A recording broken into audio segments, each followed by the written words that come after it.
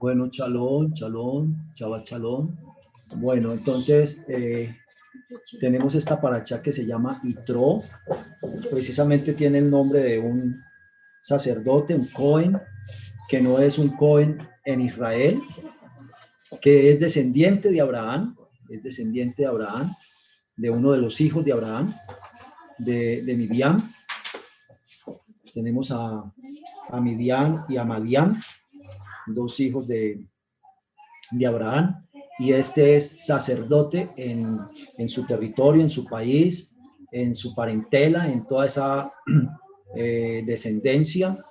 Forman un principado en las orillas de la península arábiga, hacia el lado oriental de la península arábiga, bordeando la parte norte del mar del Yan Suf, del mar de los Juncos, del mar Rojo, donde se cree pues que realmente fue ese cruce al lado de Arabia. Se pasó de los territorios egipcios, lo que hoy se conoce como la península del Sinaí, y que era todavía territorio egipcio. Ellos llegaron a un punto donde salieron completamente del territorio egipcio y entraron a un territorio aparte de la soberanía egipcia, y en este caso fue este territorio de la soberanía de un príncipe descendiente de Abraham, donde hay un Cohen. Este Cohen probablemente tiene por sus ancestros esa tradición del Eloa de Abraham, del Eloa de Isaac, del Eloa de Jacob, y para ellos pues puede ser el Eloa de Ismael, aun cuando ellos no son ismaelitas, son de otra línea diferente a Ismael, de los otros hijos de Abraham, pero de alguna manera relacionados. Bueno, entonces ahí tenemos, está grabando. Entonces ahí tenemos este territorio donde está ubicado Israel, donde está protegido, donde está guardado Israel. Asimismo tenemos unas profecías para el final de los tiempos, donde el Señor habla de todas estas guerras que va a haber en el Medio Oriente, y dice cómo ciertos lugares no van a ser tocados por la bestia ni por el falso profeta. Entonces parece ser que esos lugares que no van a ser tocados van a ser lugares de refugio para mucha parte, parece ser la mitad del pueblo de Dios en medio de la gran tribulación. Que esto es lo que el pueblo cristiano confunde con el arrebatamiento o el rapto. Pues en español se traduce arrebatamiento, pero en latín y en griego creo que es en griego donde la palabra es rapto, que para nosotros en español pues tiene un sentido un poquito diferente en cuanto a las intenciones con las que se lleva a cabo esta acción, pero el sentido que usa la escritura es ese sentido como de quitarle de la mano, quitarle de la boca, de las fauces, del león, la presa, y proteger la presa. Entonces sí es como arrebatarla, como raptarla, y se confunde el rapto o el arrebatamiento que va a haber cuando llegue Yeshua, para ser levantados de los sepulcros. Vamos a ser sacados de las entrañas de la tierra, arrebatados de las fauces de la muerte, y arrebatados también los vivos de las fauces del enemigo, a ser transformados y a ser recibidos, o a salir directamente a recibir a Yeshua, ya de una vez glorificados, de una vez hechos cuerpos gloriosos. Entonces parece que hay como una confusión entre esos dos eventos, porque un evento ocurre después de que ya pasó la gran tribulación y que ya cayeron los juicios de Eloa. Y cuando están terminando los juicios de Eloa, el último juicio es Yeshua mismo, que llega y con el aliento de su boca destruye al impío y deshace todos esos ejércitos que están acampados a los alrededores de Israel, específicamente en el valle de Jezreel, en el valle de Megiddo, para venir a destruir, a desaparecer a Jerusalén. Y entonces Yeshua llega en ese momento, y pues los santos los fallecidos y los vivos, todos transformados, glorificados, recibiendo a Yeshua, y fuera de eso Yeshua viene con los ejércitos celestiales, ángeles, todos vienen en caballos blancos. Entonces nosotros sabemos que en el mundo espiritual también hay este tipo de criaturas, este tipo de seres. Hay caballos, hay leones, hay águilas, está el cordero de Loa, hay serafín, serpientes, todo este tipo de criaturas. Y el otro evento, cuando de verdad muchos de los integrantes del pueblo de Loa van a desaparecer sin que muchos se den cuenta, y pues tal vez se darán cuenta algunos parientes o algunos familiares cercanos, no sabemos cómo es esto, parece que sí, porque Yeshua dice que van a estar dos moliendo y el uno será llevado, el uno será tomado, este es otro tomado. Entonces va a haber dos momentos cuando va a haber un tomar o un proteger, un llevarse, un esconder, un arrebatar, un raptar a la congregación. Un momento es como después de que haya avanzado cierto tiempo de la gran tribulación, así como en Egipto hubo unas plagas, y las 3 primeras plagas, y durante el tiempo de esas 3 primeras plagas, todo el mundo las vivió, todo el mundo las experimentó, tanto en los territorios y en las casas de los hebreos como en las casas de los egipcios. Pero de la 4ª plaga en adelante, a los hebreos no los tocó, a los hebreos no les cayó, y solamente fue sobre todos los egipcios, sus descendencias, sus haciendas, sus familias, las cortes, los famosos, y también hasta lo más pequeño que hubiera habido en Egipto, dice el leñador, el aguador, las personas más humildes, más desconocidas, más intrascendentes en la sociedad, para todos por parejo. Pero para el pueblo de Loa ya no vinieron más plagas, ni la oscuridad, ni el granizo destructor, ni el resto de plagas, y finalmente, pues la última, mucho menos la muerte de los primogénitos. Entonces parece que estos textos que nos da Yeshua se aplican a lo uno y a lo otro, porque él habla como en un solo sentido y expresa los mismos acontecimientos. Y dice, cuando venga el Hijo del Hombre, será como un ladrón en la noche. Nadie esperaba, nadie se imaginaba, nadie suponía que era el momento de él llegar.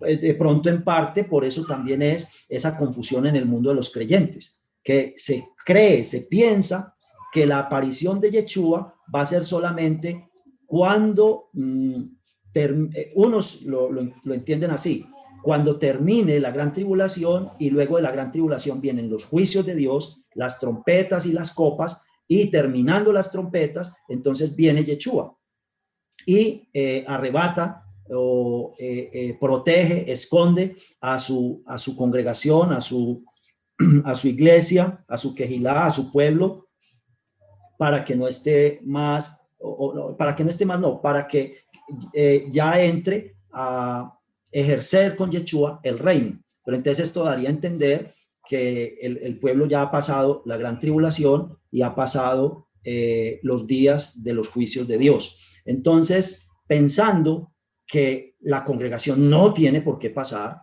ya eso es una deducción humana, por la gran tribulación ni por la temporada de los juicios de Dios sobre la tierra, entonces adelantan ese acontecimiento y dicen, no, eso va a ocurrir antes de que se desate la gran tribulación. Cuando estén en el inicio de los dolores de parto, Yeshua vendrá y se llevará a su iglesia, y pues supuestamente la iglesia, la Keilah, el cuerpo de Yeshua, el cuerpo terrenal de Mashiach, estaría ya glorificado y en los cielos, y entonces allá estarían viviendo mientras aquí sucede toda la gran tribulación y suceden los juicios de Loa. Entonces es una mezcla de dos momentos diferentes, de dos acontecimientos distintos. El que la escritura en Tesalonicenses llama el arrebatamiento o el rapto, se refiere específicamente a la venida de Yeshua al final de esos dos sucesos. Al final de la gran tribulación y luego de la gran tribulación vienen los juicios de Dios. Terminando los juicios de Dios, empezándose a derramar el último juicio, que es la mortandad, así como en Egipto el último juicio fue la mortandad, asimismo, pero esto va a ser pues a escala muy grande, a escala mundial. Dice que los ejércitos que vienen desde el oriente a reunirse con otros, con quienes entran en complot para destruir a Jerusalén, como lo leíamos esta mañana en los profetas, dice que solo los del oriente son 200 millones, fuera de todos los que se les unen del norte, del occidente, así como leíamos esta mañana que se unieron los asirios con la casa de las 10 tribus del norte de Israel, y se juntaron Israel aquí haciendo traición, haciendo complot contra sus propios hermanos, el reino del sur, y vinieron a destruir a Jerusalén. Y el rey de Jerusalén, pues estaba, el rey Acab, otro Acab, estaba muy temeroso, muy asustado, muy preocupado, y el Señor por medio del profeta le dice: no temas a esos dos palillos humeantes de ira que no van a poder hacer nada, porque el Señor había determinado que no iban a tocar a Jerusalén. Eso va a pasar terminándose los juicios de Loa, y los que van a sufrir completa mortandad, así como los primogénitos de Egipto, van a ser todos esos ejércitos reunidos para destruir a Jerusalén. Entonces, lo que nos esperan son hechos muy, muy, muy, muy pavorosos, acontecimientos supremamente fuertes, de mucho despliegue. No hemos visto nada, no ha pasado nada en esta tierra parecido, semejante a eso. ¿Cuándo ha habido en la historia de la humanidad, en toda la tierra, un ejército de 200 millones de personas? Eso nunca había existido hasta hoy. Y no solamente esos 200 millones, sino todos los que se le van a asociar, del norte y del occidente y de los países árabes. Eso va a ser algo estruendoso, es pavoroso, aterrorizante. Ahí estaba el profeta, ahí estaba el rey, muy asustado, muy atemorizado de esa alianza que habían hecho las tribus del norte con los asirios para destruir a Jerusalén. Esos asirios son un antecedente y son también representativos de Alemania. Alemania se va a volver a levantar como el gran poder líder en Europa y va a tener mucha fuerza política, mucho poder político, y ellos van a tener mucho que ver con todos estos acontecimientos del fin, aun cuando por el momento están como silenciados, quietos, callados, pero realmente tienen mucho poder, están muy preparados, y tenemos también ahí a Irán promoviendo todo este desarrollo de todas estas cosas, bien terrible. Entonces, cuando Yeshua nos dice estarán dos, uno moliendo, dos moliendo, y uno es llevado y otro es dejado, estarán dos sembrando y uno es llevado y otro es dejado, así diferentes situaciones, diferentes ocupaciones, se puede aplicar a dos momentos. Él lo hace refiriéndose a su venida visible, a su venida gloriosa, a su venida con los ejércitos celestiales, en caballos blancos, en ropas blancas, y cuando él tiene esa espada, ese aliento de su boca, que solamente con ese aliento de su boca, el espíritu de su boca, destruirá al impío. Eso está muy bien. Pero entonces lo que también está muy bien, de acuerdo con la escritura, es ubicarlo en ese momento. No es ni en medio de la gran tribulación, ni antes de la gran tribulación, ni después de la gran tribulación, sino que es después de los juicios de la ira de Dios. Ahí tenemos otra situación que la mayoría de los creyentes no logran diferenciar, no logran identificar. Va a haber un periodo, va a haber una época que son los años, los días de la gran tribulación. Esos días, esos años de la gran tribulación son estas mafias, estas hordas, estos complots, estas componentas, estas asociaciones internacionales, estos poderes internacionales, estas bandas internacionales que quieren apoderarse del mundo, y que en este momento estamos como bajo el dominio como de dos, por lo menos. Parece ser que tres bandos diferentes. pero que ese tercero como que se asocia con uno de los dos bandos.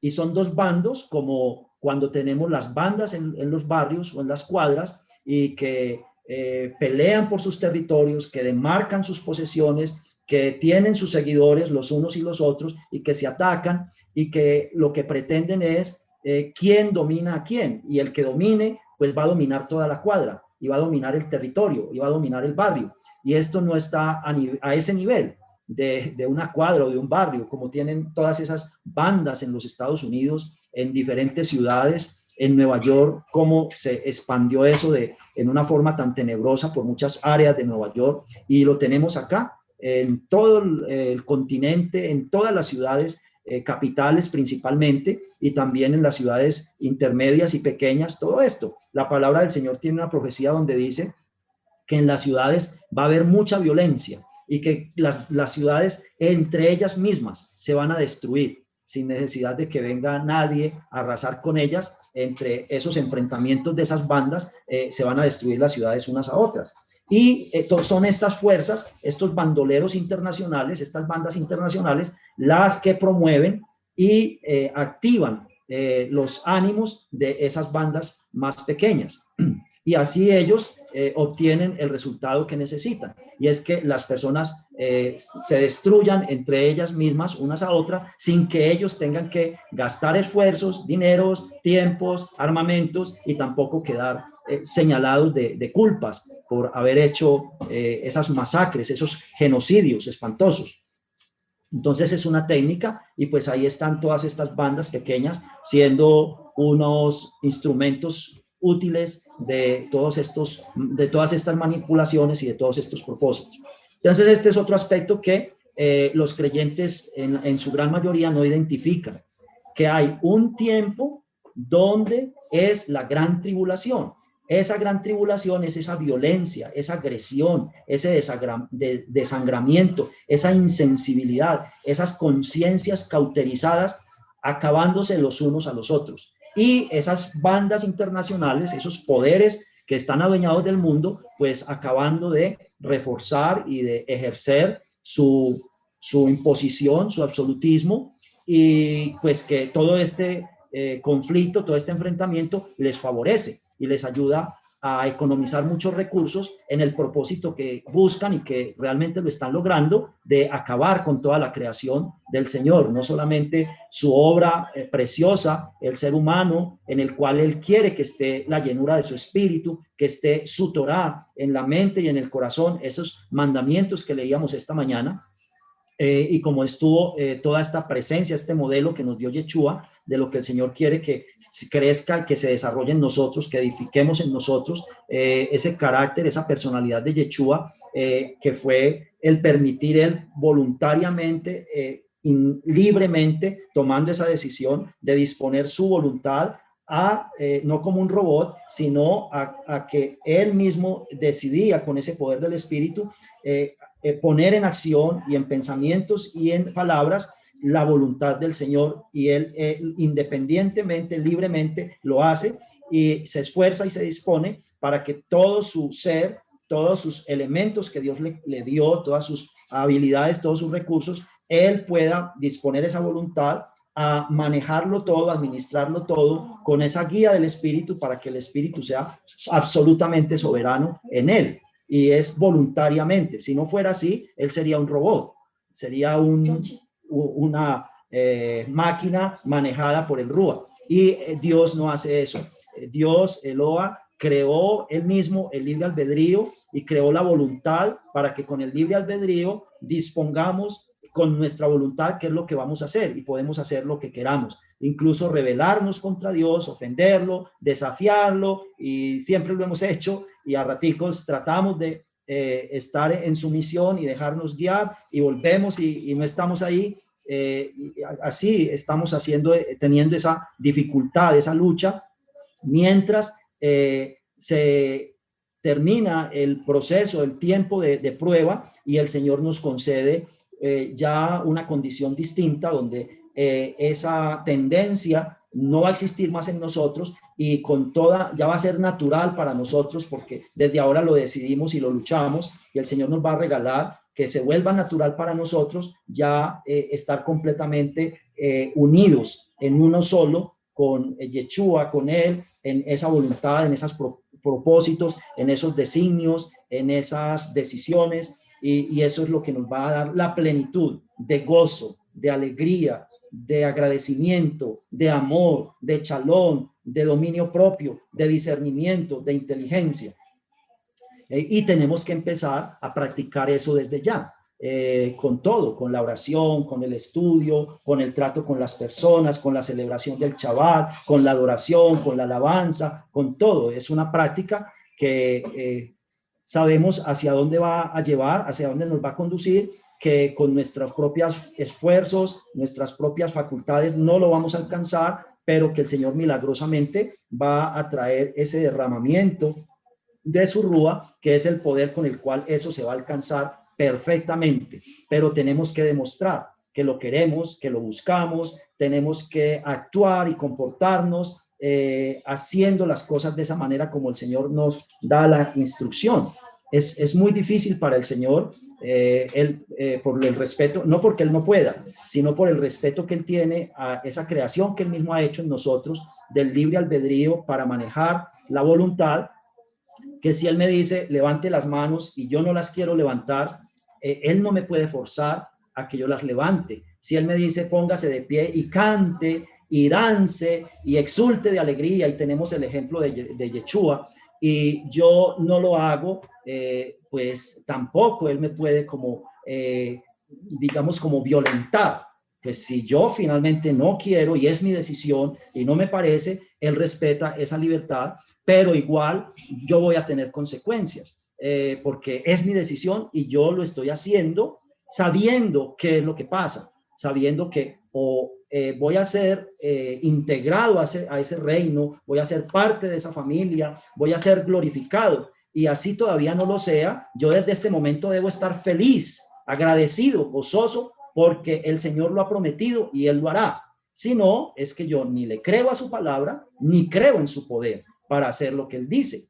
Y o estoy esperando, como dice ahí el texto que leímos esta mañana, que el Señor les dice, entonces déjelos, que cuando se les dio la oportunidad no quisieron, entonces que se acaben de endurecer más y más y más, para que cuando vayan a reaccionar tenga que ser a la fuerza, tenga que ser cuando vean todas las ciudades destruidas, cuando vean todas sus familias acabadas, cuando vean todos sus esfuerzos desaparecidos, cuando vean solo muerte y tinieblas en toda la tierra, cuando vean solo ruinas y desolación, cuando vean solo desierto y sequedad, que ni llueva, ni haya nada, ni haya ave, y cuando vean que apenas queda un 10% de pobladores sobre la tierra, entonces va a ser esa la situación de muchos, que solamente a medida que esto se vaya complicando, es que van a empezar a tratar de medio ceder y pensar que bueno, sí, debo venir, debo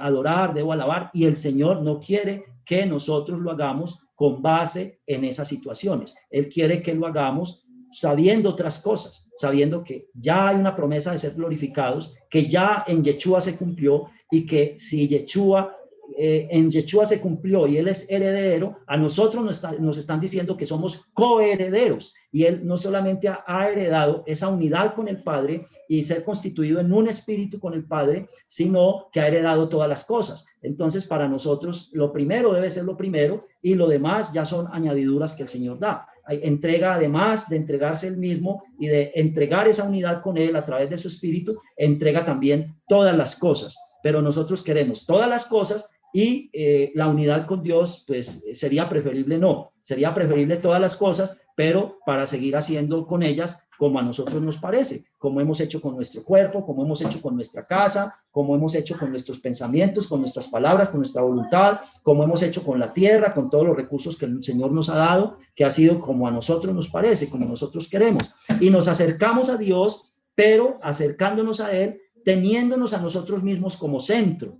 No nos acercamos a Él teniéndolo a Él como centro y teniéndolo a Él como que lo que nos interesa, lo que nos llama la atención, lo que nos gusta es su plan, su mente, su espíritu, su carácter, su naturaleza, su oportunidad, su llamamiento a hacer una ejad con Él, y lo demás es algo añadido. Nosotros queremos acercarnos al Señor y no lo ponemos a Él en medio, y la prioridad, el enfoque, el punto de mayor, digamos, como interés y entendimiento, no es esa salvación, no es ese mundo de mañana, no es ese reino, no es pertenecer a esa familia paternal, sino que el centro sigo siendo yo, y quiero acercarme a Él, pero como para asegurarme o como para darme una tranquilidad de conciencia de que Él está de mi lado. Y entonces yo busco es un Dios que se ponga de mi lado, no busco a un Dios del cual yo me tengo que poner de su lado y tengo que deponer todo lo mío. Y entonces me acerco a este Dios es poniéndolo a Él de mi lado, poniéndolo a Él en función de lo mío. Y entonces, Señor, me duele aquí, Señor, me duele allá, Señor, tengo este asunto con el empleo, tengo este asunto con mi familia, tengo este asunto con mi esposo, con mi esposa, a mi esposa le pasa esto, tengo esto. Entonces, me acerco a Él es poniéndome al centro de las situaciones, de los intereses, de los asuntos, y esperando que Él sea el que está de mi lado. ¿Y dónde está mi disposición? ¿Dónde está mi de caer, mi quitar de por medio mi naturaleza humana, para el de ponerme a mí mismo, para ponerlo a Él al centro? ¿Dónde está? ¿Dónde está eso? De ponerlo a Él al centro. Y que eso es lo que me importa, eso es lo que interesa, pase lo que pase. Muérame yo mismo, muérase quien se muera, en las condiciones que sea, pero ese es el enfoque, ese es el que tiene la prioridad, la importancia, ese es el que tiene todo el poder, toda la misericordia, toda la gracia, el que se merece toda la exaltación, todo el agradecimiento, todo el servicio, todo el honor, toda la adoración, todo, junto con este Cordero a través del cual se ha hecho posible todo este propósito del Padre, y que el Señor hizo, lo capacitó, lo fortaleció, fue la fortaleza del Padre en Él también la que logró todo este alcance, toda esta victoria. Entonces, eso es lo que han hecho todos estos movimientos religiosos por todas partes alrededor del mundo. Entonces, no queremos ningún chuzoncito, no queremos ninguna peladurita, no queremos ninguna lagrimita, no queremos nada. Queremos solamente gozar, tener satisfacción, y eso es bendición, y tener fama y éxito con los hijos, con la esposa, con el esposo, con la familia, con la sociedad, con los negocios, con la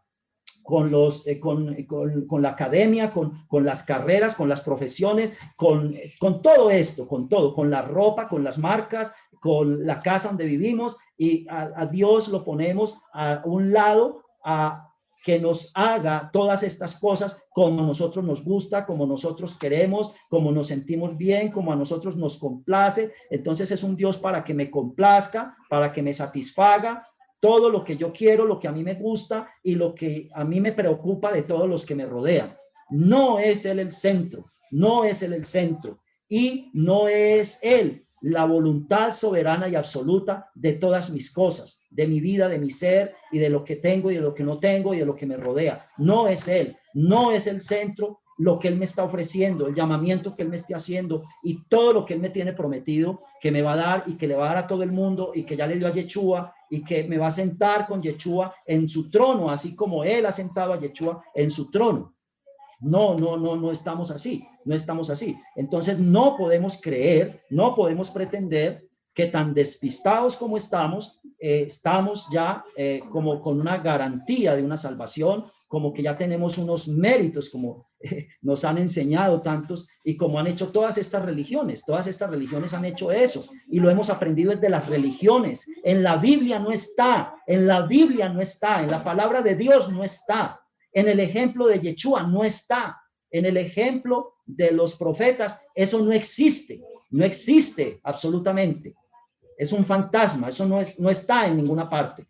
Es un fantasma que nos han puesto a nuestro alrededor, es un engaño que nos han hecho, como el engaño que se le hizo a Eva, una seducción, y nos dejamos seducir. Y el Señor ya lo dijo, aún los escogidos, aún los llamados, aún los seguidores están engañados, estamos engañados, estamos muy embolatados, dejándonos llenar de todas esas teologías, de todas esas tradiciones, de todas esas creencias, de todas esas enseñanzas, de todos esos ritos, de todas esas ceremonias, de todas esas, todo eso que tienen las religiones, todas esas teologías. Algunas cosas son importantes, algunos estudios, algunas personas, algunas enseñanzas, algunas investigaciones, algunas y valen como para ayudar de pronto a aclarar muchos detalles, pero no son esenciales, son añadiduras, son complementos. Lo esencial es coger esta escritura, coger esta Biblia, eso es lo esencial, y acercarse a traducciones que sean más apropiadas, que sean más tradicionales, porque en más antiguo se hicieron unas traducciones con menos propósitos, con menos motivos diferentes a los que era tratar de poner el texto lo más fiel posible. Hoy en día no son esos los motivos para hacer tantas versiones que se han sacado de las escrituras, incluso las mismas versiones hebreas, porque las mismas versiones hebreas quieren que todo lo que se refiere a Yeshua y que evidencie que Yeshua es el Mashiach y que él es la manifestación máxima de la divinidad y que él es el elevador del chalón, el que levanta el chalón, haciendo referencia a ese Sar Chalón, a esa cruz donde él hace el chalón con todos, con toda la obra de Loa. Todo eso se quiere disimular, todo eso se quiere camuflar, todo eso se quiere esconder, torcer, para que no, eso es una blasfemia. Y eso es una de las cosas que más le preocupa a un judío cuando está entrando a entender a Yeshua, a conocer a Yeshua como el Mashiach. Dicen, no, pero ¿acaso no estoy yo cometiendo idolatría? ¿Acaso no estoy yo cometiendo una blasfemia? ¿Acaso no será esto una herejía? Y están atemorizados y aterrorizados, y ese fue un temor que también nos infundieron a nosotros los mesiánicos gentiles, que no vienen del judaísmo, sino del paganismo y del cristianismo, y entonces se volvieron más judaizantes que los mismos judíos. Y nosotros estuvimos en ese camino, en esa trayectoria. Entonces, para un judío es muy preocupante, muy angustioso, si acaso aceptar toda esa grandeza de Yeshua de pronto no sea idolatría, de pronto no sea blasfemia, de pronto no sea herejía.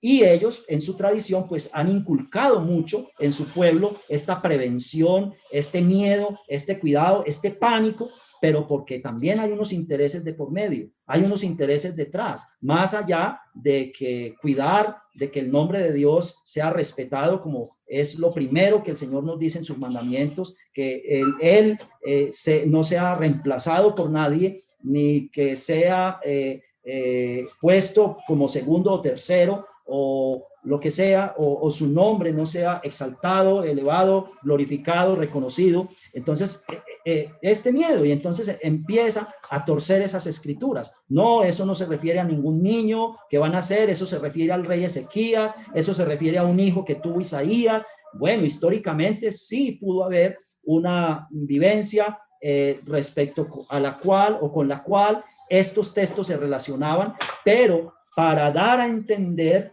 lo que iba a ser el cumplimiento cabal y total de esa intención, de esos planes, de esos propósitos, de esa profecía del Señor.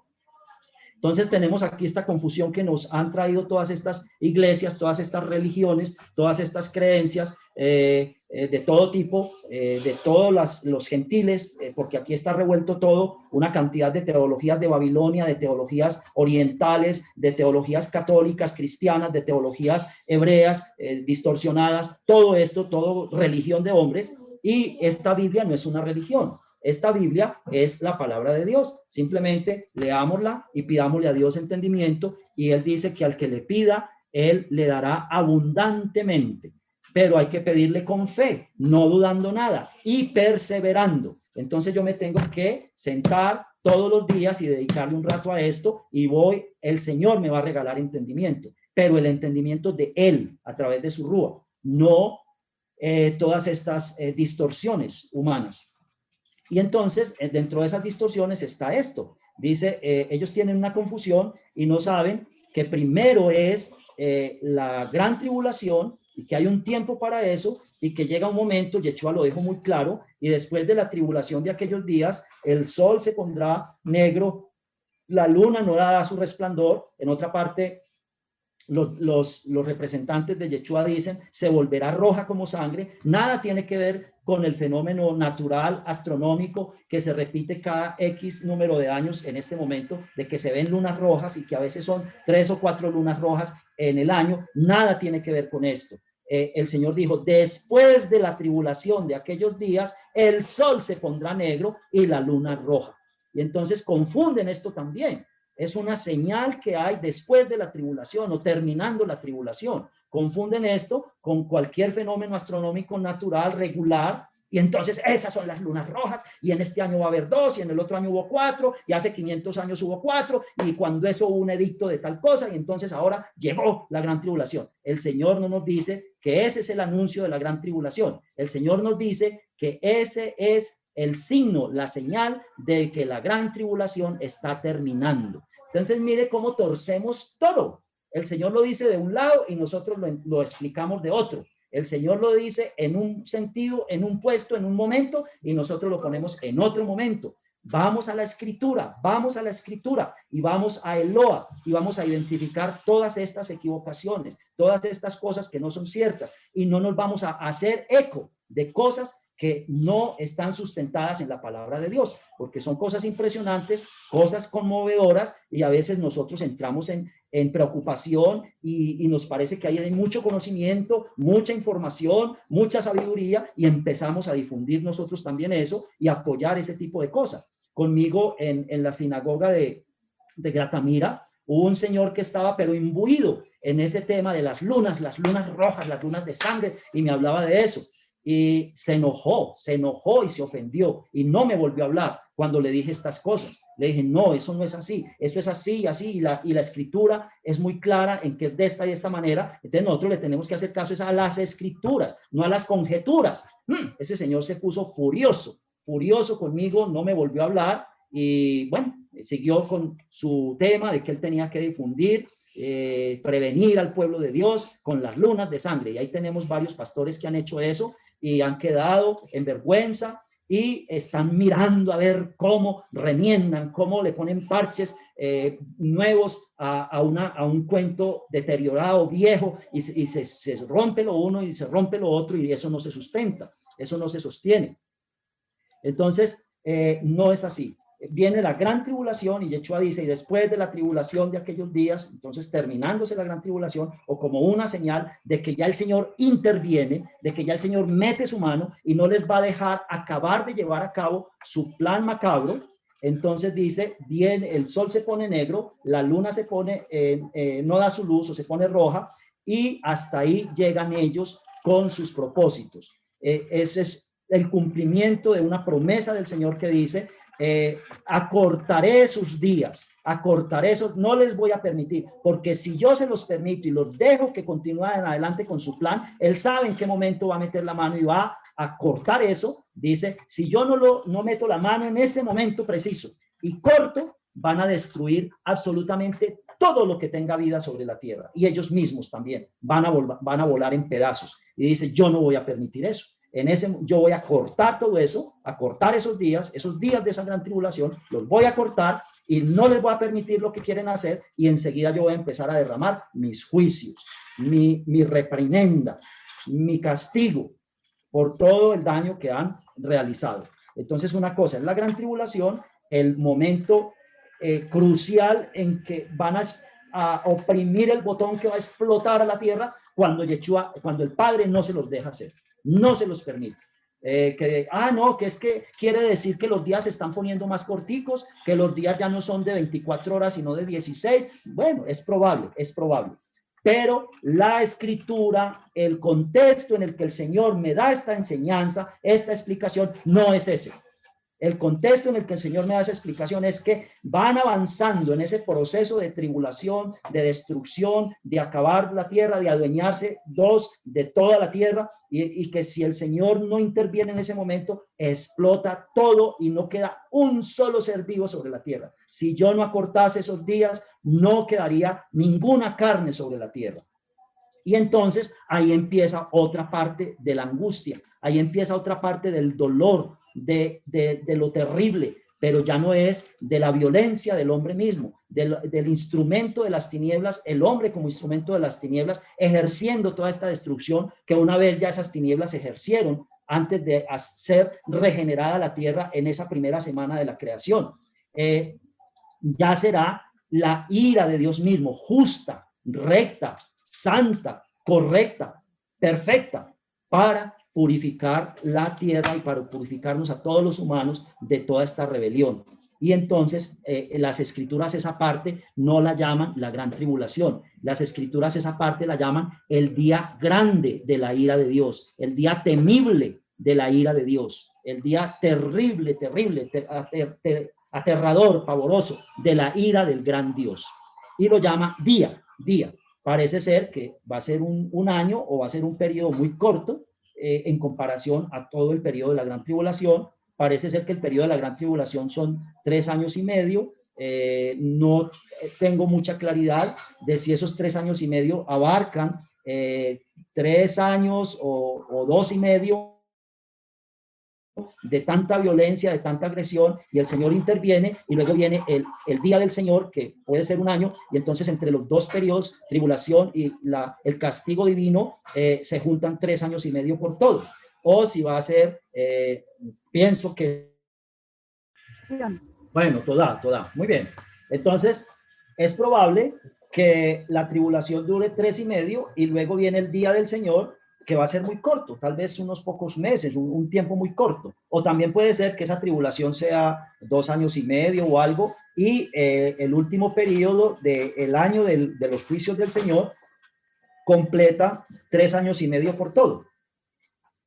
Entre el periodo de la gran tribulación, que puede ser 2 años y medio, 3, no sé, o casi 3, y el día del Señor, bueno, no tengo tan específico cómo será ese día del Señor, si es un año, si son unos meses, algo así, y entre todos los dos periodos juntos se reúne o se totaliza 3 años y medio. Bueno, entonces, al final de esos dos periodos es esa presencia gloriosa, todopoderosa de Yeshua para hacer juicio. Y ahí es donde él empieza a gobernar a las naciones, y él no nos va a gobernar con pañitos, con algodoncitos, con, no sé, con cuántas cosas, con dulcecitos. Va a gobernar con vara de hierro, vara de hierro. Y la vara de hierro no es un copito, la vara de hierro no es eso. No es una pelucita de esas con las que se limpia el polvito ahí en las casas antiguas, esas señoras por allá todas encopetadas, que entonces para no mover tanto el polvo, entonces un plumerito, una cosita ahí, suavecito para... No, esa no es la vara de hierro. La vara de hierro es de hierro, porque los seres humanos que queden sobre esta tierra, una vez Yeshua haga esa intervención, van a estar totalmente desfasados, completamente robotizados, totalmente destrozadas sus mentes y sus corazones, y van a estar en una agresión, en una violencia, en una frustración, en una venganza, en un odio, en una ira, que no van a entrar en sus cabales, sino con vara de hierro. Y para eso es esa vara de hierro. La vara de hierro no es para destruir, para matar, para acabar, como lo han hecho todos estos destructores. No, es para hacer volver a sus cabales a esa naturaleza humana depravada, torcida, violenta, rebelde, rebelada, insubordinada. Y entonces ya empezará un reino de chalón, de paz, de tranquilidad sobre la tierra, y se destruirá todo elemento bélico. No existirá absolutamente nada que se pueda utilizar para la guerra, ni habrá la mentalidad de utilizar elementos para agresión, para tortura, para violencia, sino todo se usará únicamente para propósitos productivos, para propósitos provechosos, para bendición para sí mismo, para las personas que rodean, para la nación, para la ciudad, y de esa manera exaltar y glorificar ese rey de Sion, ese rey en Jerusalén que está trayendo el shalom a todas las naciones de la tierra. Entonces, va a haber un momento, parece ser que cuando ya haya avanzado un poquito la gran tribulación, si nos referimos a a Israel en Egipto, ese hecho, ese milagro formidable que el Padre hizo en Egipto es un patrón, es un tipo, es un modelo de todo lo que se refiere al plan de redención del Padre. Entonces, eso mismo es el plan de redención que el Señor está haciendo a través de Yeshua y cómo lo va a culminar, cómo lo va a llevar a feliz término, a su alcance del propósito para el cual Él lo ha pensado, lo ha creado. Entonces, allá hubo las plagas y las primeras, todo el mundo fue a experimentar, tuvo que experimentar esas plagas, esa angustia, ese dolor, esa preocupación, esa escasez, ese fenómeno sobrenatural, trastornando todos los elementos naturales necesarios para la subsistencia. Pero de la cuarta en adelante, el pueblo de Israel no padeció absolutamente nada de esto. Entonces parece que eso que dice Yeshua, que uno es tomado y otro es dejado, se refiere al momento final, cuando Él aparezca definitivamente para desaparecer todo lo que tenga que ver con la administración humana sobre la tierra. Y ya de ahí en adelante la administración nunca más volverá a ser dejada en manos de ningún ser humano, solamente seres glorificados, seres transformados. Habrá humanos rigiendo, dirigiendo, administrando, pero bajo la dirección y con la instrucción de seres espirituales, los humanos, los creyentes en Yeshua, tanto judíos como gentiles por igual, sin ninguna diferencia y sin ninguna superioridad o inferioridad los unos a los otros, cada uno con los talentos, con los dones que el Señor le dé y le coloque para hacer estos trabajos, y entonces ellos vamos a coordinar todas estas tareas, todas estas funciones. Entonces aquí estamos dando otras explicaciones, otras aclaraciones de preguntas que nos hacían los hermanos en las reuniones que hemos hecho en los miércoles. Estuvieron preguntando sobre el alma, sobre el alma no tanto, estuvieron preguntando fue sobre el Seol. Entonces, al preguntar por el Seol, pues teníamos que relacionarlo con el Hades, teníamos que relacionarlo con el infierno, teníamos que relacionarlo con el lago de fuego y teníamos que dar unas explicaciones bíblicas sobre eso, no todas estas teorías y teologías que da la humanidad sobre esas cosas y que trata de forzar la escritura a que respalde esos conceptos que ellos tienen, en vez de barrer toda esa basura y disponer sus mentes a que en ellos ejerza soberanía la instrucción, la enseñanza y la voluntad del Padre con la luz de su espíritu.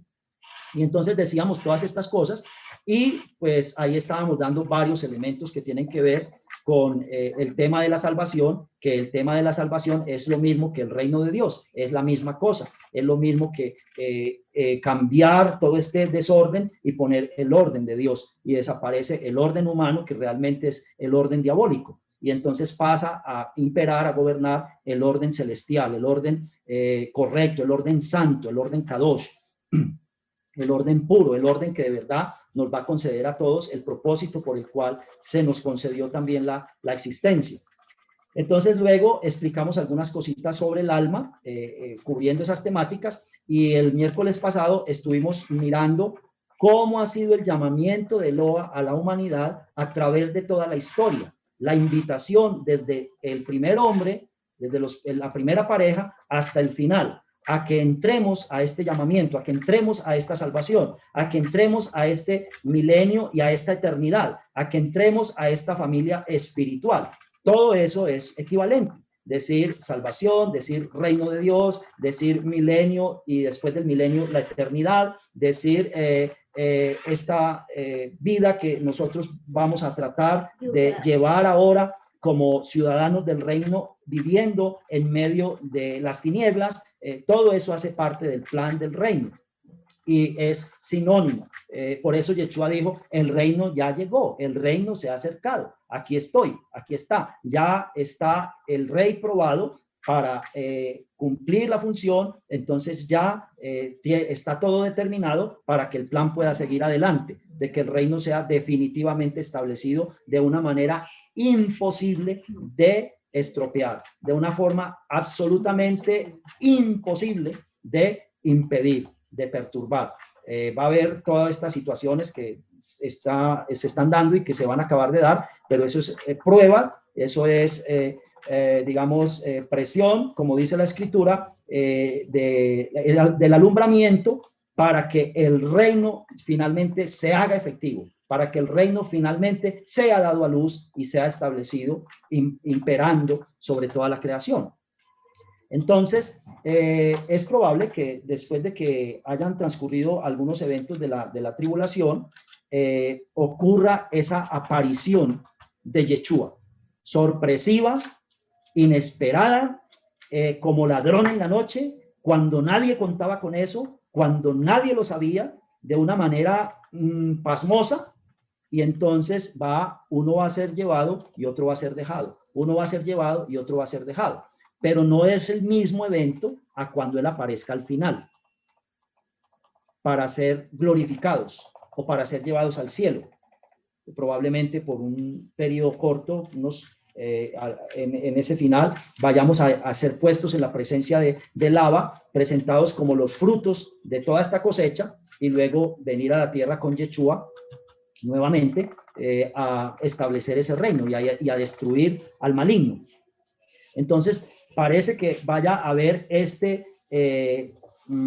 como este rapto o este esconder, este tomar a unos y dejar a otros, y dice que van a ser llevados al desierto, no al cielo, dice al desierto, a un lugar que está preparado, donde son guardados, donde son sustentados, sustentados con qué o por qué, sustentados con la presencia de Eloa. Y esa presencia de Eloa va a proveer todo lo que se necesite. Entonces dice, y guardados en el desierto por un tiempo, un año, tiempos, 2 años y medio tiempo, o sea, 3 años y medio. Y parece que al terminar esos 3 años y medio, termina también un poquito antes la gran tribulación, y termina ahí también el día grande de la ira de Dios. Y entonces ya, si estamos vivos y estamos allá en ese lugar de protección o en cualquier parte de la tierra donde nos encontremos, y los que ya hayan muerto se levantan primero a recibir a Yeshua en un abrir y cerrar de ojos, glorificados, ya cuerpos gloriosos, y los vivos también salimos a recibir a Yeshua al mismo tiempo. Pero ha ocurrido 3 años y medio antes, aproximadamente, ha ocurrido que el Keilah de Yeshua, el cuerpo de Yeshua, no se queda todo expuesto a la ira del dragón, sufriendo la gran tribulación. Una parte pareciera ser que es la mitad, porque dice uno se toma y otro se deja, uno se toma y otro se deja, uno se toma y otro se deja. Entonces eso da como una idea de la mitad. La mitad es guardada en ese desierto, esos 3 años y medio, y la otra mitad dice quedarán esparcidos por el mundo, y el dragón que quería destruir esta mitad, que fue llevada a ser refugiada, a ser protegida y a contar durante esos 3 años y medio con la provisión del Señor, con la protección del Señor, se muere de rabia porque no los logra agarrar. Dice que manda un río detrás de la mujer para que la arrastre cuando esta mujer está huyendo, cuando esta mujer va a esconderse. Entonces sí hay un momento cuando el Señor va a dar indicaciones de que hay que huir, cuando el Señor va a dar instrucciones de que hay que esconderse, y Él va a decir cuándo es ese momento, y Él va a decir también a qué lugar. Y dice que seremos o serán llevados por las alas del águila. ¿Quiénes fueron llevados por las alas del águila? Israel. Cuando salió de Egipto, el Señor dice que Él los transportó en alas de águila al desierto.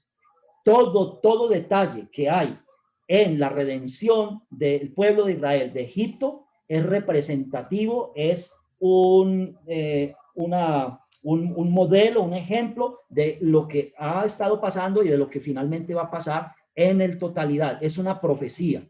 Y entonces dice que van a ser llevados en alas de águila. En la época de los apóstoles, los embajadores de Yeshua en Jerusalén, antesito del año 70, ocurrió algo similar. Ellos estaban en esta expectativa porque ellos conocían estas profecías, y para ellos hubo esa época de gran tribulación con el imperio romano que los invadió y que los rodeó de ejércitos y que empezó a limitarles todas las libertades que les había dado y a ser impositivos y a ser absolutistas. Y vamos a ver a los líderes religiosos asociados con todos estos sistemas, con todos estos poderes. Y los verdaderos siervos de Eloa, despreciados, pisoteados, humillados, excluidos y torturados. Y eso pasó con los creyentes de Yeshua. Y dicen algunas tradiciones, algunos textos que todavía circulan o comentarios verbales que se han, digamos, como mantenido desde esa época hasta ahora, que hubo un momento cuando muchas personas al mismo tiempo percibieron en su mente un mensaje del Espíritu, un mensaje del Rúa, que les decía que era hora de desalojar Jerusalén, que era el momento de salir de Jerusalén. Y los creyentes en Yeshua, que tenían allí su Sanedrín, que tenían allí su sede de administración para todo Israel y para las quejiló gentiles, obedecieron, y la mayoría de ellos fueron guardados esto es, creo que es Moab, en Moab, y la escritura nos dice que esas serán unas de las provincias que escaparán. Edom y Moab escaparán, y ellos fueron guardados en la fortaleza de Petra, y allí por los mismos árabes fueron protegidos, fueron sustentados, y allí había, digamos, como condiciones de poder vivir. Había agua, porque esa fortaleza tiene su acueducto, había cuevas a manera de casas, y allí podían vivir, podían, digamos, como proveerse, como lo hacen los beduinos en el desierto, de algún trigo y de preparar algunas cosas básicas de comer, panes y otros elementos, y fueron allá cuidados, fueron allá guardados. Y cuando pasó la destrucción del templo y cuando pasó todo este acabose de Jerusalén en el año 70, y todo este proceso duró como unos 4 años, cerca de 4 años, esa guerra se desató como en el 66 y se vino a aplacar como en el 69, llegando al 70, cuando ya se destruyó el templo y se destruyó la ciudad, y la mortandad en Jerusalén fue espantosa. Todos los que no recibieron esa instrucción, ese aviso, o todos los que, porque hubo, pues dicen esos relatos, que hubo personas que lo percibieron y no entendieron. Esto sí será de Dios, esto no será de Dios, esto será el momento de huir, esto no será el momento de huir. Y mientras estaban en toda esa duda, como la esposa de Lot, que no sabían si seguir el camino a escapar o quedarse ahí, porque a lo mejor el Señor nos protege acá. No, si el Señor mandó ese mensaje era porque no los iba a proteger ahí, era porque Él los iba a proteger donde Él estaba diciendo, no donde nosotros nos imaginemos. Entonces murieron ahí, murieron muchos, y parece que de los seguidores de Yeshua casi que ninguno o ninguno, porque ya ellos estaban muy alertas con todas estas advertencias, con todas estas profecías, y ellos huyeron, y la gran mayoría se ubicaron prácticamente juntos en un mismo lugar, y allí fueron sustentados por un tiempo y tiempos y medio tiempo por la presencia misma de el Abba a través de su espíritu, cuidándolos, y les guardó la vida de que no perecieran en medio de esta atrocidad, de esta violencia, de este destrozo, de este desangramiento, de esta ira del dragón. Y entonces en Apocalipsis tenemos que el Señor dice que son guardados, y el dragón manda ese río a alcanzarla, porque él no logra alcanzar, y le manda ese chorro de agua a que la anegue y no pueda caminar, no pueda avanzar. Tal vez una nube de lluvia muy fuerte. Entonces ahí tenemos a Yeshua diciéndonos: oren para que cuando vayan a huir no sea en Shabbat ni sea en invierno. Y porque en estas revelaciones de Apocalipsis nos dice que va a mandar un río que quiere anegar a la mujer, y le va a obstaculizar la agilidad para avanzar y para escapar y para esconderse. Y Yeshua nos dice: oren para que no haya invierno, o para que no haya, pues específicamente invierno, podría ser también alguna otra condición del tiempo, de la temperatura, muy dificultosa para avanzar, pero el Señor nos dice que no sería ninguna otra cosa diferente a un agua que va a mandar detrás de la mujer, que esa parte de la mujer que va a ser guardada.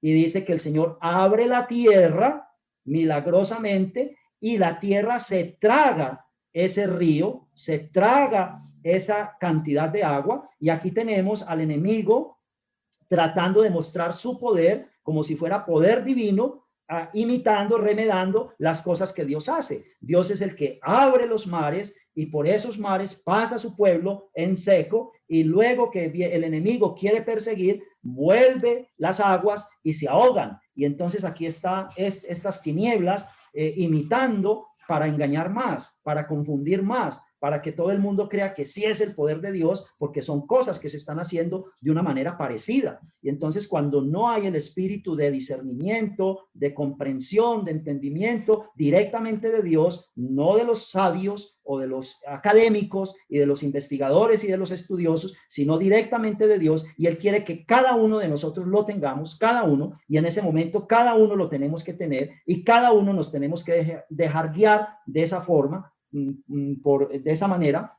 Entonces viene y abre la tierra Dios y se traga ese río, desaparece, y la mujer queda fuera del alcance y logra ser guardada en un lugar donde nada ni nadie tiene acceso.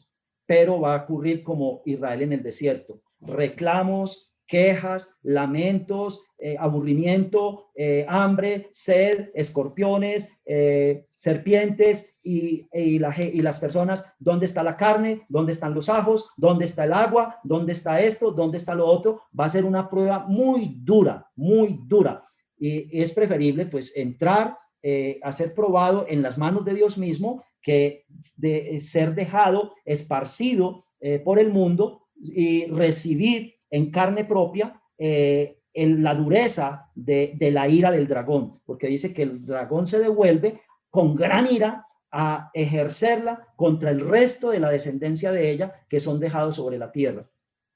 Y sigue transcurriendo esa época de gran tribulación, que ya ese dragón se viene a desatarlo con todo, con gran ira, porque ya le queda muy poquito tiempo, ya es lo último que puede tratar de aprovechar. No es ya que estamos en ese momento.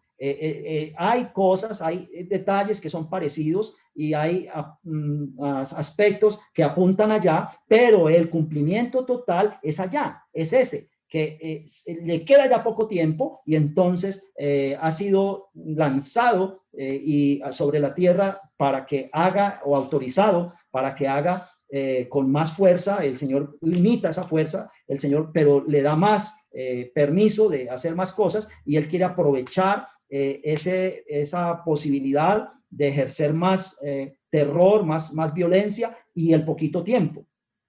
Y entonces dice que va a haber mucha destrucción sobre esa otra parte que queda esparcida en el mundo, de la descendencia de la mujer, y por la misma ira que tiene con la mujer que está guardada en otro lado y que no pudo hacer nada con ella. No solamente esa ira es con esos descendientes, sino con el mundo entero, con el mundo entero. Y eso es gran tribulación, gran tribulación. Dice, una tribulación tan grande como no la ha habido nunca en el mundo. Y nunca más el Señor permitirá que vuelva a haber cosa semejante. Y dice, será una tribulación para Jacob, una angustia muy fuerte, muy dura para Jacob. Entonces ahí también están no solamente los creyentes, los que ya entienden, los que ya conocen, sino el pueblo de Dios que todavía no se ha arrepentido, el pueblo de Dios físico, el pueblo de Israel, que no han querido. Y el Señor les ha levantado ya de en medio de sus propias ciudades, de su propia nación, en medio de sus propias comunidades en todo el mundo,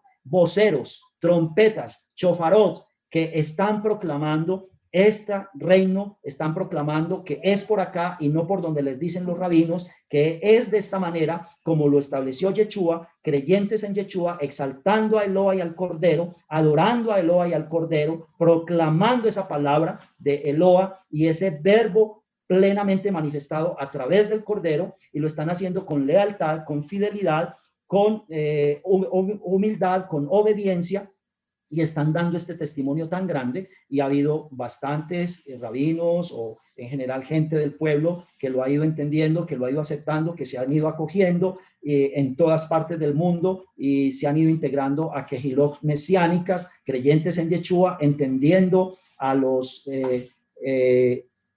maestros autorizados por Yeshua, los apóstoles, sus representantes, entendiendo que Yeshua es el único Rebe que sabe todas estas cosas perfectamente y que las puede revelar con su espíritu. Y algunos de ellos son ordenados rabinos, sin embargo ellos lo exponen, ellos dicen, pues yo soy rabino pues como un título que tengo porque dentro de mi cultura pues es así como se llama, y entonces sería como decirle a alguien abogado, licenciado, administrador, contador, es un título, pero espiritualmente hablando yo no soy ningún rabino. En la Keilah de Yeshua, en el cuerpo de Yeshua, en el reino de Dios, el único que ha sido ordenado maestro, salvador, rabino, palabra de Dios, es Yeshua. Y pues él nos ha dado la oportunidad de que los diferentes grupitos, los diferentes remanentes, trabajemos con él y nos ha puesto a trabajar con él.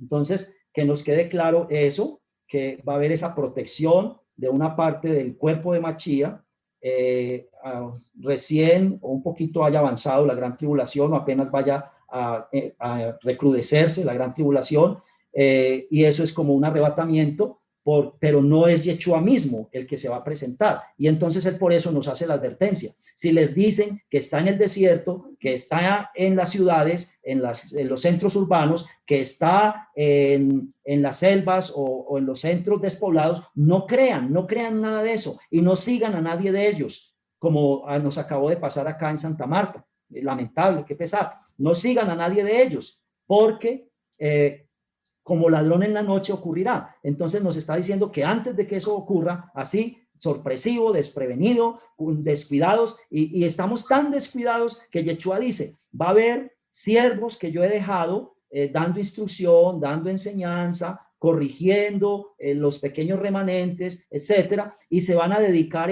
a sus intereses personales, se van a dedicar a la glotonería, a la borrachera, a los intereses económicos, a exprimir a las ovejas, a darse la gran vida y a esquilmar al rebaño.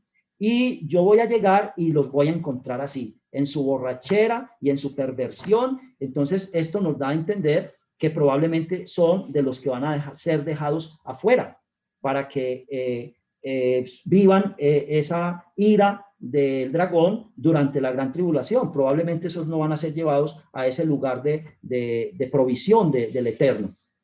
Y no quiere decir que todos los que sean dejados es por eso. No quiere decir. El Señor va a dejar muchos fieles, muchos leales, muchos verdaderos hijos, verdaderos miembros, integrantes del reino de Eloa, verdaderos llenos del Espíritu, para que sirvan de voceros en medio de toda esa agonía para mucha gente, porque dice que en medio de esa tribulación serán miles y miles y millones que lavarán sus ropas en la gran tribulación. Entonces muchas personas que habían oído de Yeshua, que habían tenido el llamamiento, que habían desperdiciado la oportunidad, que habían perdido el tiempo, irá a ser un momento donde finalmente aprovechen. Irá a ser un momento donde finalmente respondan. Y dice que de todas las lenguas, el Señor no nos exige que adoremos en una sola lengua.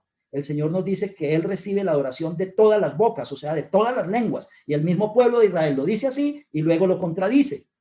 Los seres humanos somos así, contradictorios. Decimos una cosa y luego no sabemos qué es lo que decimos y después decimos otra.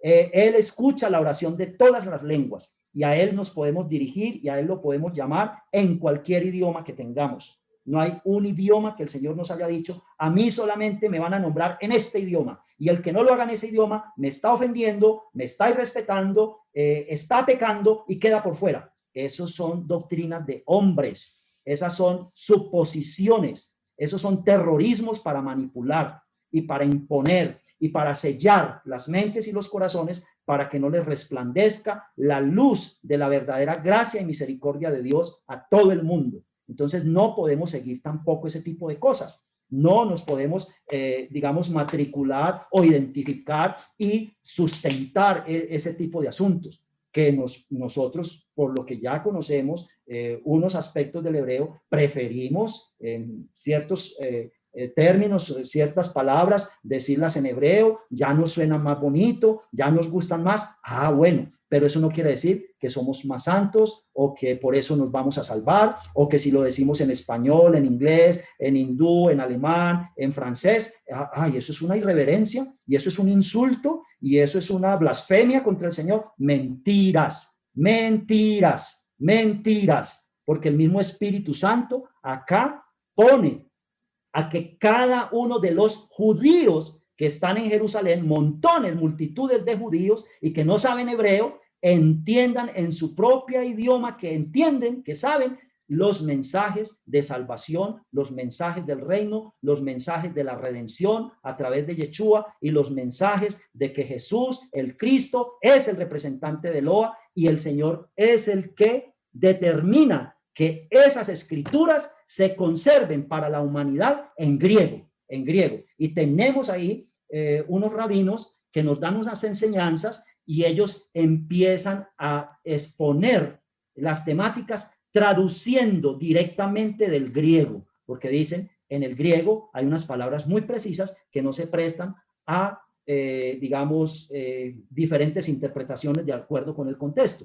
Mientras que en hebreo, maravilloso, pero hay unos aspectos donde hay unas palabras que significan hasta lo contrario de lo que la palabra es según el contexto. Y nos ponían el ejemplo de la palabra amor, ahabá, y nos dice, si según el contexto, la palabra ahabá puede significar verdaderamente amor, pero en otro contexto esa palabra no significa amor, significa todo lo contrario, significa odio, lujuria, codicia. Entonces, y me la traducen amor, entonces es porque solamente estando en esa cultura, en ese medio, en esa comprensión de las cosas, podemos, y para un judío es perfectamente entendible. Cuando la palabra aquí le dicen amor, pues traduciéndolo al español y en hebreo, eso es lo que la palabra significa, él entiende en ese contexto si sí es amor lo que está queriendo expresar, o en otro contexto, esa misma palabra pues realmente no está expresando amor, está expresando lo contrario, está expresando es adulterio, lujuria, codicia, avaricia.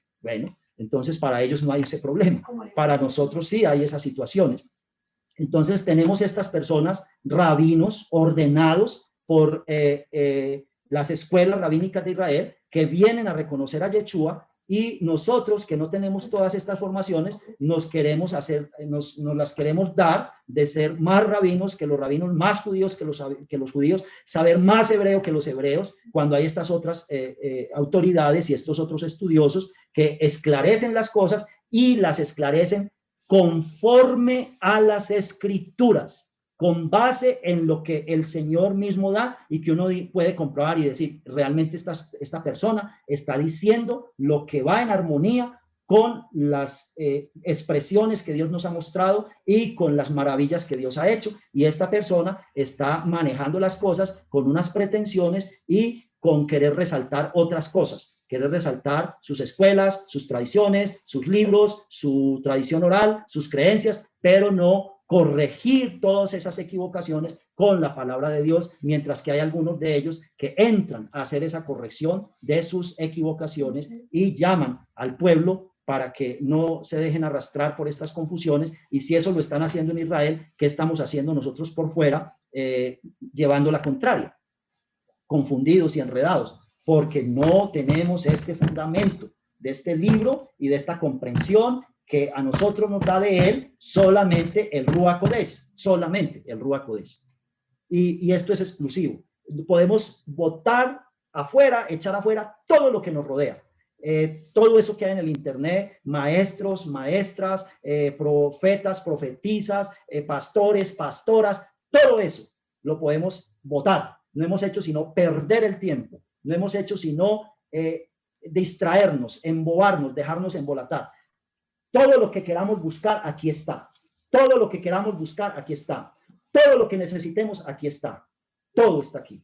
Y solamente es cuestión de arrodillarse. Solamente es cuestión de persistir, de perseverar. Solamente es cuestión de clamar y de esperar que el Señor sabrá a cada uno en qué momento y de qué manera se lo permite. y solamente es pedir y pedir ese espíritu que da ese entendimiento, y todos lo tenemos que tener y todos lo necesitamos, porque en un momento dado no vamos a estar más juntos, no vamos a estar que nos podamos seguir apoyando, que nos podamos seguir complementando, que podamos seguir el uno al otro aclarándole cosas, explicándole cosas, sino que cada uno de nosotros va a estar a solas con Dios, y probablemente con esta palabra, o tal vez hasta sin esta palabra.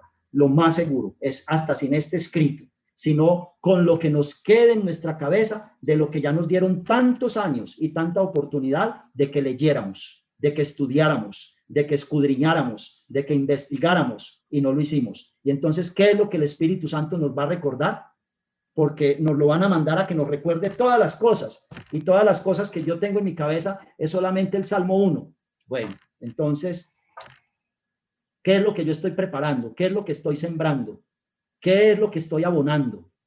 ¿Estoy abonando y sembrando? ¿Estoy cavando mi propia tumba? ¿O estoy abonando y sembrando para la semilla del reino de Dios, para que Él me dé ese cuerpo glorificado?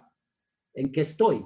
¿A qué estoy dedicando estas facultades que Él me da? Todavía me da tiempo. Es hora de que ya muchos de nosotros aquí en este pequeño remanente nos hubiéramos muerto del COVID o de cualquier cosa, de un terremoto, de un asalto por un ladrón en la calle. Eso abunda, no, porque a nosotros no nos ha pasado, creemos que no pasa, o que pasa por ahí a uno que otro, que lo divulgan en las noticias. Las noticias apenas nos dan una pequeña información de tantas cosas que pasan. Cuando nos avisan de un muerto es porque ha habido 200. Cuando nos avisan de un atracado porque le robaron el celular, o lo mataron porque le robaron el celular, ha habido 1000. Y no solamente es en esta ciudad, no solamente es en este país, es en todos los lugares del mundo, y se va a poner peor, se va a poner peor. Entonces, ¿qué estamos esperando? ¿Qué estamos pensando? ¿A qué es que le estamos abonando las facultades que el Señor nos ha dado y el tiempo? Es hora de que ya estuviéramos muertos, de una forma o de otra. Un atraco, una enfermedad, un COVID, un accidente, accidentes de tránsito, eso es lo que ocurre. Y de gente que no va montada en ningún carro, ni en una bicicleta, ni en una moto, y mueren en un accidente de tránsito. Por cantidades, por cantidades. No estamos ni siquiera rasguñados. No tenemos ni siquiera un uñero atormentándonos. Nada que nos haya causado algún incidente inconveniente. Entonces nosotros no vemos la protección tan grande de la cual estamos rodeados. No vemos ese cuidado tan grande que el Señor tiene con nosotros y con muchas otras personas. ¿Y para qué? Para que tengamos tiempo de hacer techubá, de hacer retorno, para que tengamos tiempo de cultivar lo que nos va a servir para vida eterna, para que tengamos tiempo de reflexionar y de sacar de nuestro corazón, de nuestras mentes, de nuestras vidas, de nuestros comportamientos, de nuestro trato con las personas, todo lo que el Señor detesta, todo lo que el Señor aborrece, todo lo que nos envenena y envenenamos a los otros, que eliminemos todo eso y permitamos que sea su espíritu de amor, de shalom, de gozo, de alabanza, de adoración, de inteligencia. Y dice que una de las inteligencias, como dicen hoy los estudiosos, hay inteligencias múltiples para muchas cosas. Y la Escritura nos dice, estas personas que tenían inteligencia para adorar, para alabar, y el que no tenga inteligencia también puede adorar, también puede alabar, y le llegará en algún momento esa inteligencia si tiene esa docilidad y se dispone y con gusto, reconociendo con ese agradecimiento la obra de Yeshua. Todo esto es preparación para Pesaj. Todo el estudio que hemos venido haciendo de Yohanan, yo no recuerdo cuánto tiempo hace que hemos estado estudiando a Yohanan, ha sido desde ese momento, desde esa época, preparación para Pesaj, y no nos habíamos dado cuenta. Y entonces otra recomendacióncita. Ya, pues gracias a nuestro Abba que nos ha dado este baño, este rocío de su palabra, de su llamado de atención, de su motivación a que hagamos sus cosas, estas aclaraciones de esos hechos que van a empezar a ocurrir en los tiempos del fin. Y tenemos esta preparación que estamos haciendo para Pesaj. Yo creo que ya hace más o menos un mes, hace como un mes, que ya mencionamos que cada uno tenga su mantelito blanco. Si ya lo tenía, pues es la hora que ya debe estar lavadito, planchadito, limpiecito, listo. Si no lo tenía, es la hora que ya se debió haber conseguido. ya se debieron haber conseguido esas servilletas, ya transcurrió un mes, cuando lo dijimos faltaban como 3 meses o 2 meses y 20 días, descontando la última semana en la cual se va a hacer la celebración, la última semana de marzo. Ya transcurrió un mes.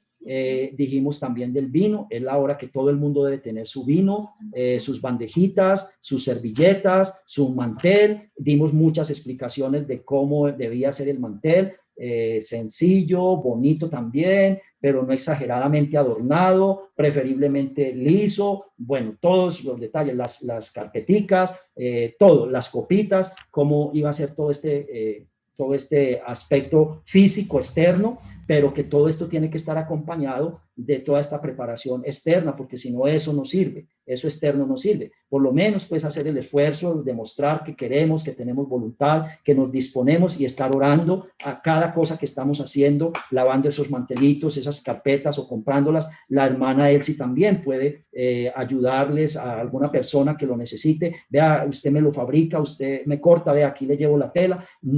Ya está tarde. Si habían pensado en hacer eso, eso ya se debía haber hecho, porque ella tampoco puede empezar a comprometerse con cosas a última hora, cuando ella también tiene que hacer sus preparativos para PESA, para su familia. Entonces, si lo querían así, lo tenían que haber dicho con anticipación. No es ahora, última hora, ya no puedo. Entonces, cada uno toca que busque cómo se procura todos estos elementos. Si es posible tener cubiertos nuevos, perfecto, mucho mejor. Recomendable, excelente. No digamos pues que exigible en el caso de una persona que no lo pudiera, pero en el caso de que las personas puedan hacer el esfuercito o holgadamente lo puedan hacer, con mayor razón, con mayor razón. Y no debemos servir las comidas de PESA, que son 2, la de la noche de Machía y la de la noche de la fiesta. No podemos servir esas comidas en las vasijas con las que regularmente, tenemos nuestras comidas diarias. No podemos, necesitamos comprar vasijas para esas 2 celebraciones.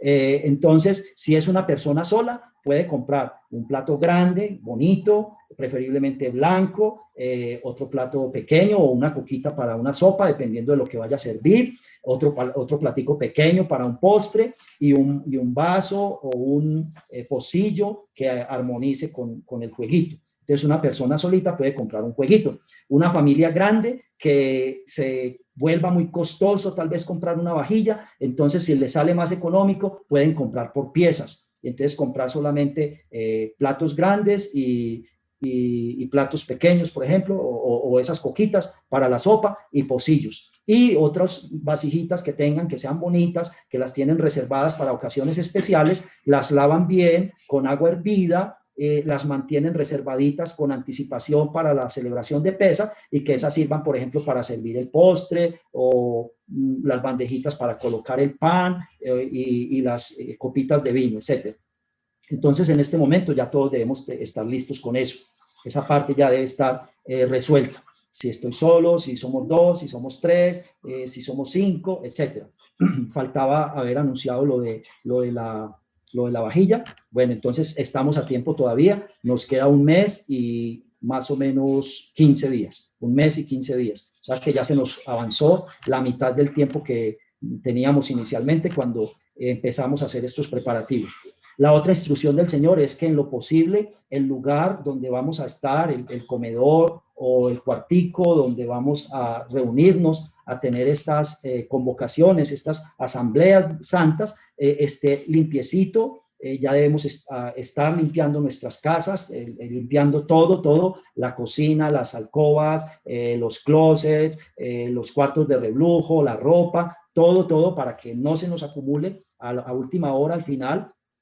Y debemos tener ese cuartico mucho más adornado, pues en cuanto a limpio, mucho más cuidado, y tenemos instrucciones de que procuremos, si es preciso, pintar ese lugar, si podemos pintar el resto de la casa también, y si no, pues por lo menos lavar, limpiar los rayones, los parches, el mugre, lo que sea. Y ese lugar específicamente principal en relación al resto de la casa, en lo posible, mejor pintarlo.